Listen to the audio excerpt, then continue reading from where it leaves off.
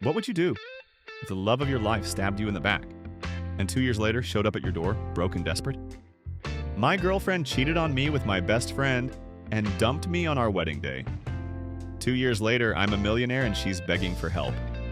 We were high school sweethearts, the kind of couple people thought would make it forever. Prom king and queen cliche and all. I met her when I was 16, fell stupidly in love and never looked back. We went to the same college, moved in together after graduation, and 5 years later, I proposed. She said yes with tears in her eyes. It felt like a fairy tale. Or at least I thought it did. What I didn't know, couldn't have imagined, was that for the last year of our engagement, she was sleeping with my best friend, Nick. Nick, who I had known since middle school. Nick, who I made my best man. Nick, who helped me plan the proposal. That betrayal hits different when it comes from the person you trusted like a brother. The morning of the wedding, everything seemed fine. My parents were buzzing around, the venue looked amazing, the music was perfect. I was nervous, sure, but excited. I kept thinking, this is it. This is the day everything changes. And I was right, but not in the way I expected. 10 minutes before the ceremony, Nick walked into the groom's suite. He looked pale, like he hadn't slept. I thought something had happened to her. An accident, maybe. But no. He just said, "She's not coming," and sat down like he'd just taken a bullet. I asked why, panic flooding my chest. He couldn't look me in the eye. That's when I knew something was wrong. Really wrong. He didn't say the words. She did. She called me 5 minutes later, crying, saying she never loved me the way I deserved, that she and Nick didn't plan to fall in love, but it just happened, and it felt right. She said she didn't want to start a life built on a lie.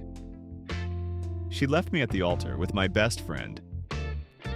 I wish I could say I handled it with grace. I didn't. I spiraled. I went no contact, moved to another city, cut ties with everyone who knew them. I quit my job and started freelancing just to survive. I lived in a one-bedroom apartment above a laundromat and cried more than I'll ever admit. But then something shifted. Maybe it was the anger. Maybe it was the realization that they didn't deserve to ruin the rest of my life too. I started working like a madman, built a product, a simple project management tool for freelancers like me. It took off, got some traction, got funded, grew. 2 years later, my company has over 50 employees and just closed a Series B funding round. I'm not Jeff Bezos, but I've got more money than I ever dreamed of. And more importantly, peace. Real peace. And that's when she messaged me. Out of nowhere, one rainy Tuesday night, I got a DM on Instagram. "Hey, I know it's been a long time. I've been thinking about you. Would love to catch up." I didn't respond at first. I just stared at it. Then curiosity got the better of me and I clicked through to her profile. Everything was public.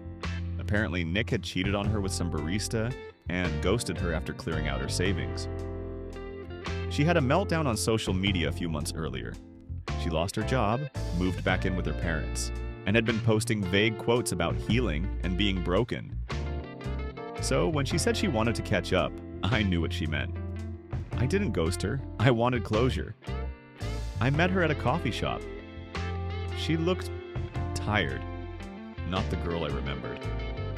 She smiled when she saw me like none of it had happened, like we were just old friends catching up after a long time. She said she missed me, regretted everything, and asked if we could start over. Maybe just as friends, or see where things go. I told her I wished her well. I meant it.